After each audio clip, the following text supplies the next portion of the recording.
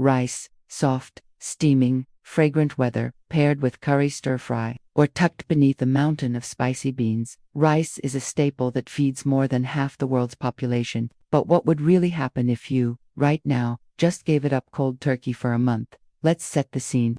Maybe you've always finished your plate with a generous scoop of white rice at every meal. Now, suddenly, you push rice to the side for 30 days. What changes? Is it a ticket to better health? Or could life without rice turn out different from what you'd expect? First, let's talk energy. White rice is the reigning king of simple carbs, broken down quickly and sent straight into your bloodstream as glucose. If your diet's heavy on rice, you know the drill. It's your go-to for that fast, comfortable fullness. Ditching rice, your daily calorie count can drop, sometimes without you even trying. Take a typical bowl of cooked rice, out 200 calories. If you normally have that with lunch and dinner, skipping it means a daily deficit of nearly 400 calories, or 12,000 over a month. That's about 3.5 pounds of fat, on paper. But the body isn't a calculator. Take away those easy access carbs, and your system adapts. For the first few days, you might find yourself feeling a touch sluggish, maybe even cranky. Some people call it carb flu, low energy, headaches, and a brain that feels like it's stuck in second gear. Why? Rice is a major supplier of glucose, and suddenly your body needs to look elsewhere for fuel. With rice out of the picture, people often fill the gap with more protein, vegetables, or whole grains. If you swap white rice for things like quinoa, lentils, or brown rice, you bring in more fiber and nutrients while avoiding the blood sugar spikes that come with white rice. That switch helps with more stable energy and less post-meal sleepiness. Over the course of a month, you might notice less bloating or even gentler swings in your appetite. Let's move to your waistline.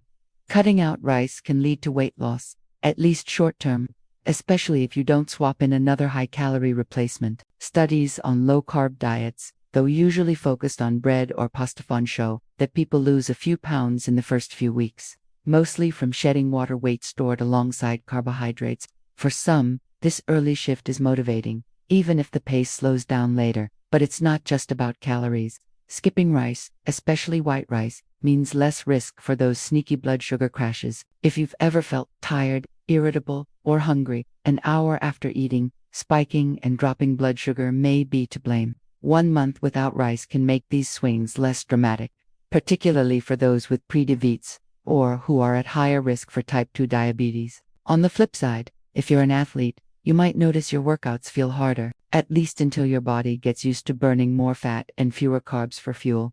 Here's another angle.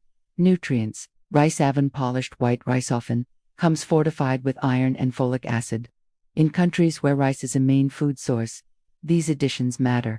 If you drop rice completely but don't compensate with other fortified foods or leafy greens, over many months, you could fall short on certain B vitamins or minerals.